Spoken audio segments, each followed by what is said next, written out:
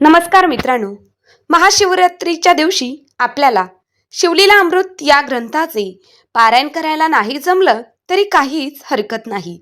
फक्त हा एक अध्याय वाचा किंवा ऐका, पहा काय फळ मिळतं ते. ओम श्री गणेशाय नमः.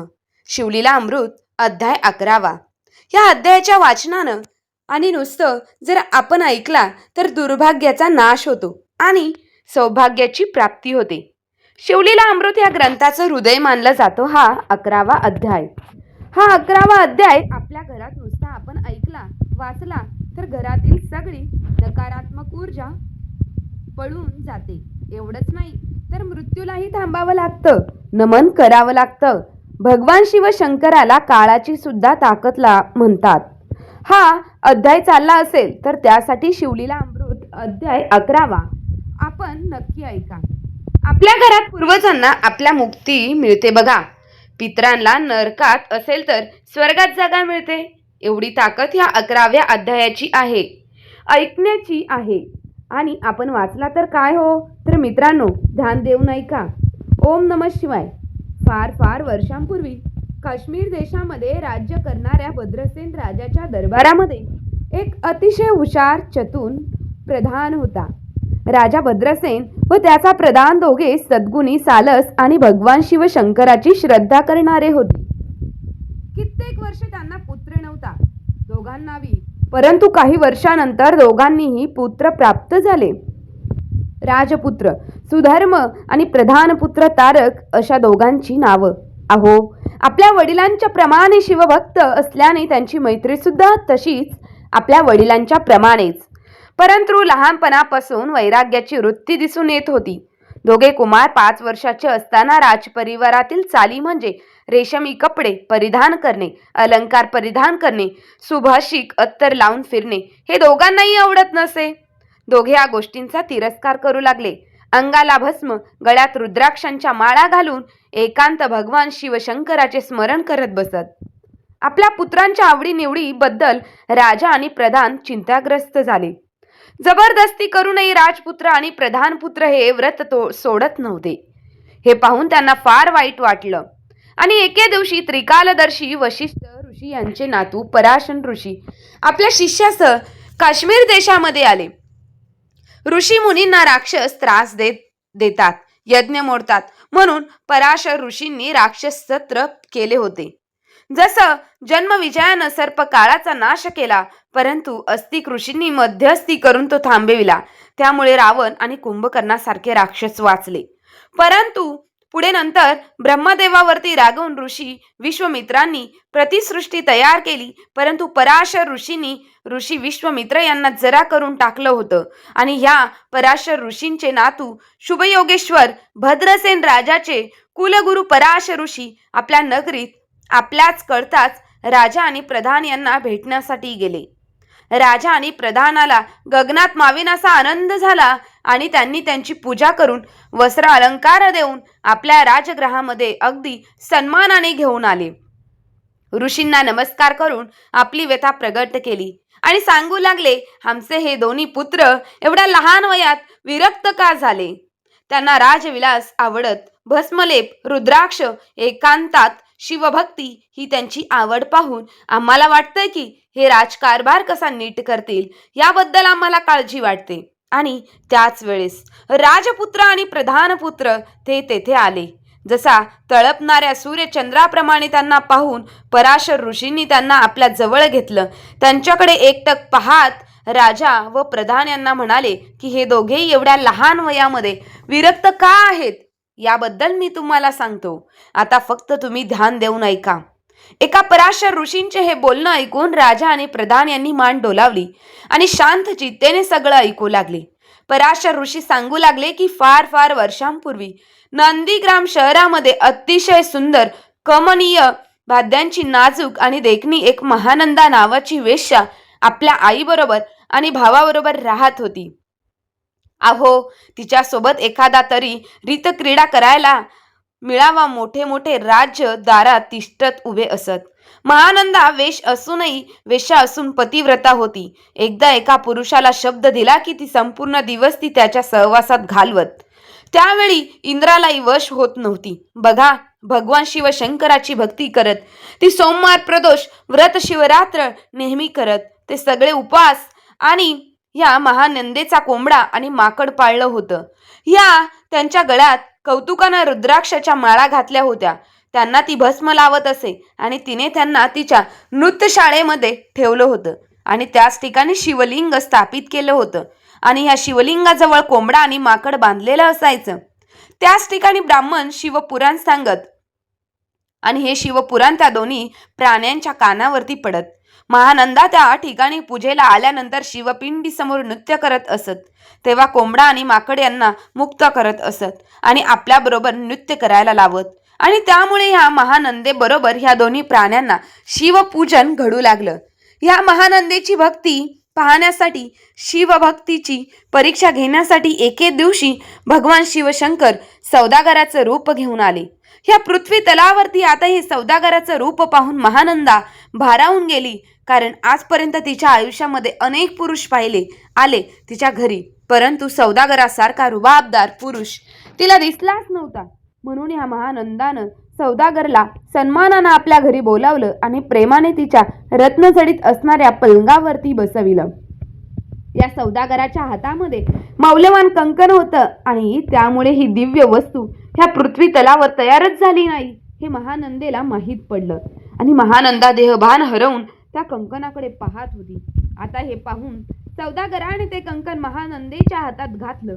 महानंदा अतिशय आनंदित झाली, हर्षित झाली आणि सौदागराला म्हणाली, तुम्ही मला हे पृथ्वी मोलाचं कंकण दिलं आहे आणि मी सुद्धा 32 लक्षी पद्मी आहे. आजपासून 3 दिवस फक्त तुमची सेवा करेन आणि या 3 दिवसाच्या काळामध्ये तुमच्या व्यतिरिक्त अन्य पुरुषाकडे मी पाहणारही नाही. सौदागरांनी मान्य केलं हे सगळं आणि त्यावेळी सौदागरांना आपल्याकडील दिव्य असणारा शिवलिंग काढलं हातातून आणि महानंदेच्या हातामध्ये दिलं. शिवलिंग म्हणाले, हे शिवलिंग माझा प्राण आहे, हे जपून ठेव. हे जर भंगलं, जळालं तर मी अग्नीत प्रवेश करेन आणि त्यासाठी हे महानंदेनं हे शिवलिंग माझा प्राण आहे, काळजीपूर्वक ठेव. आणि महानंदेनं शिवलिंग नृत्यशाळेमध्ये ठेवलं आणि सौदागराला म्हणाली, स्वामी, मी 3 दिवस माझं शरीर तुमच्यासाठी आरक्षित केलं आहे, तसेच हे दिव्य असणारं शिवलिंग सुरक्षित ठेवलं. मी माझ्या नृत्यशाळेमध्ये कुकुट आणि मरकट आहेत, हे सांभाळतील. सगळं ते सुरक्षित आणि त्या ठिकाणी पहा. त्या वेश्या असणाऱ्या महानंदेची परीक्षा पाहण्यासाठी भगवान शिवशंकर म्हणजे ते सौदागर आहेत आणि या सौदागराचा या नृत्यशाळेला आग लावली. आगीला निमंत्रण दिलं भगवान शिवशंकरांनी त्या ठिकाणी आणि एकाच कल्लोळ त्या ठिकाणी माजला. सगळेजण ओरडू लागले, आग आग आग. आणि या क्षणार्धात ती नृत्यशाळा जळून भस्म झाली आणि आग शांत झाली. नंतर सौदागराने महानंदेला विचारलं, हे महानंदे, मी सांगितल्याप्रमाणे माझं जे दिव्य शिवलिंग आहे ते सुरक्षित ठेवलं आहे ना तू? आता शिवलिंगाचं स्मरण होताच महानंदा घाबरली, कारण तिला माहीत होतं ते शिवलिंग नृत्य शाळेत आहे आणि नृत्यशाळा तर जळून खाक झाली आहे. हे सगळं तिला माहीत पडल्यानंतर महानंदा हताश होऊन महानंदा जोराजोराने रडू लागली, शोक करू लागली आणि त्या ठिकाणी सौदागर म्हणाला, मी सुरुवातीलाच या दिव्य शिवलिंगाची तुला कल्पना दिली होती, तू सावधगिरी बाळली नाहीस. आता माझं शिवलिंग नष्ट झालं आहे, असेल तिथे आणि त्याचप्रमाणे मी हा आत्मा दहन करतोय. सांगितल्याप्रमाणे तुला ह्या सौदागिरीने ह्या सौदागराच्या गावाच्या बाहेर फार मोठी एक चिता पेटली आहे. त्याने ह्या चिताला 3 प्रदक्षिणा घातल्या. ओम नमः शिवाय म्हणून या सौदागर रूपी भगवान शिवशंकराने अग्नीमध्ये उडी घेतली आणि हे पाहून महानंदा फार दुःखी झाली आणि तिने निश्चय केला की 3 दिवसाकरिता ह्या सौदागराची मी पत्नी झाली होती. पतीचं निधन झालं म्हणून पत्नीनं सती जावं हे आपलं शास्त्र सांगतं आणि या महानंदेनं सती जाण्याची तयारी चालू केली. आपली सगळी संपत्ती ब्राह्मणांना दान करून टाकली. स्नान करून सर्व अंगाला भस्म लावलं, रुद्राक्षाच्या माळा घातल्या आणि हर हर महादेव नावाचा जप चालू केला. आणि ह्या महानंदेनं अग्नीमध्ये उडी मारली आणि उडी मारल्यानंतर काय झाले पहा. शीती ज्यावरती सूर्य जसा उगवावा क्षणार्धात तसेच त्या अग्नीतून भगवान शिवशंकर प्रगट झाले आणि आपला 10 भुज पसरवून ह्या महानंदेला आगीतून चेंडूसारखं वरतीच झेललं. बघा, याच्यानंतर भगवान शिवशंकर म्हणाले, हे महानंदे, मी सौदागराचं रूप घेऊन तुझ्या भक्तीची परीक्षा पाहण्यासाठी आलो होतो. ह्या परीक्षेत तू पास झालीस, मी तुझ्यावरती प्रसन्न आहे.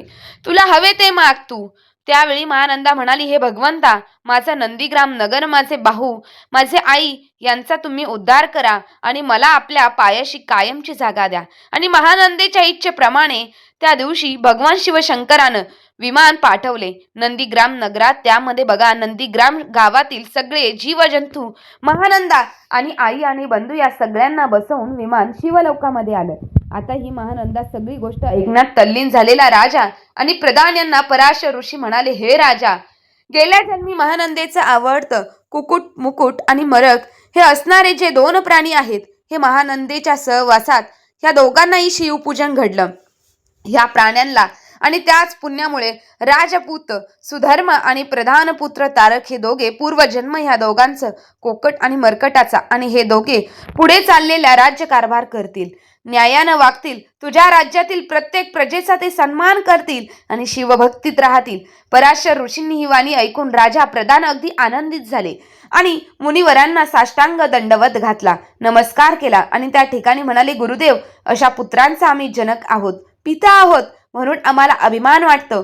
त्यावेळी पराशर ऋषी ध्यान लावून बसलेले पाहून राजा चिंतेने म्हणाला, हे ऋषीवर, आमच्या मुलांच्या भविष्यात काही अप्रिय घटना घडणाऱ्या जरी असतील तरी त्या आमच्या ऐकण्याची तयारी आहे. तुम्ही सांगा, जे घडणार आहे ते तुम्ही आम्हाला ध्यान देऊन सांगा, ते आम्ही स्वीकारणार आहे. तुम्ही सांगितलेलं सगळं ऐकल्यानंतर राजाचं प्रधानाचं बोलणं ऐकून पराशर ऋषी त्या ठिकाणी म्हणाले, राजा, जे सत्य आहे तेच मला तुम्हाला सांगावं लागेल. जर मी सत्य सांगितलं नाही तर माझ्या ज्ञानाचा आणि साधनेचा तो खोटेपणा ठरेल. म्हणून राजा, ध्यान देऊन ऐक.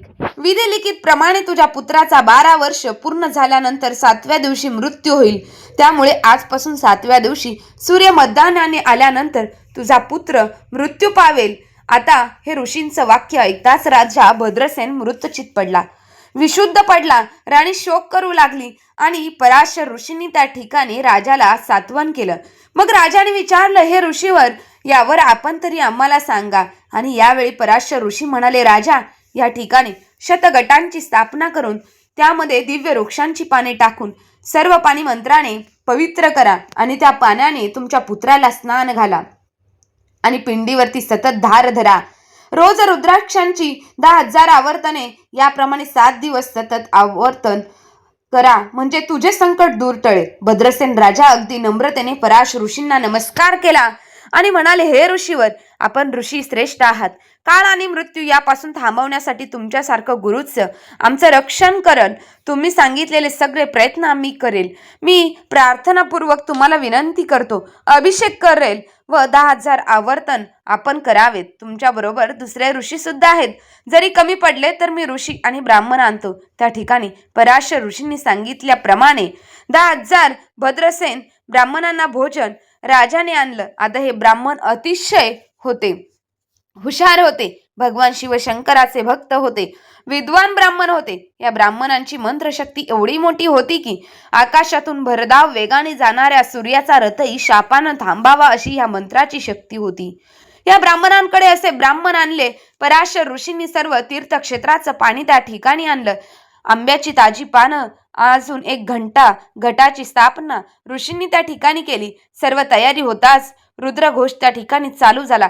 शिवनामाचा गजर रात्रंदिवस होत होता. अशा तऱ्हेने 7 दिवस पूर्ण झाले आणि 7व्या दिवशी काळ सुधर्माला नेण्यासाठी आपल्या म्हणजेच यमराजाची धूळ भद्रसेना राजाच्या नगरीमध्ये आले. मृत्यूची घटिका भरली आणि सुधर्मा विशुद्ध पडला, व्याकुळ झालेला होता. सुधर्मानंतर त्या ठिकाणी पराशर ऋषींनी त्या पवित्र घटातील पाणी त्या बाळाच्या अंगावरती शिंपडलं. बाळ सुधर्मा शुद्धीवरती आला. त्याने डोळे उघडून पाहिलं आणि भद्रसेन राजाला गगनात मावेनासा आनंद झाला. सुधर्मा उठून बसला. पराशर मुनी राजा म्हणाले की बाळाच्या मृत्यूची वेळ आता टळून गेली आहे. आणि त्या ठिकाणी सुधर्माला विचारलं, पराशर ऋषींनी तुला काय दिलंस, काय तुला आठवतंय का? आणि त्यावेळी सुधर्मा म्हणाला, मला चांगलं आठवतंय. लांब सुळे, तोंडाबाहेर आलेले लालबुंद डोळे, जटा बांधलेल्या आणि कपाळावर सिंदूर असलेला एक भयंकर पुरुष माझ्या जवळ आला. त्यांनी माझ्या दंडाला धरलं नेत होता आणि अशावेळी अचानक अंगाला भस्म असणारे 4 पुरुष त्या ठिकाणी आले. व्याघ्रांबर नेसलेले होते आणि हातात चमचा धरणारे शस्त्र त्यांनी मला सोडवलं आणि त्या भयंकर पुरुषाला मारीत ते घेऊन गेले. आता सुधर्म असे सांगताच रुद्राचा जो महिमा आहे तो सगळ्यांना कळाला. प्रचिती आली त्या राजाची भद्रसेन सर्वांनी भगवान शिवशंकराचा जयघोष चालू केला. सर्व ब्राह्मणांना लोटांगण घातलं राजा. आणि त्या ठिकाणी बघा देवादिदेव स्वर्गातून पुष्पवृष्टी केली, मंगळवाद्य वाजू लागली.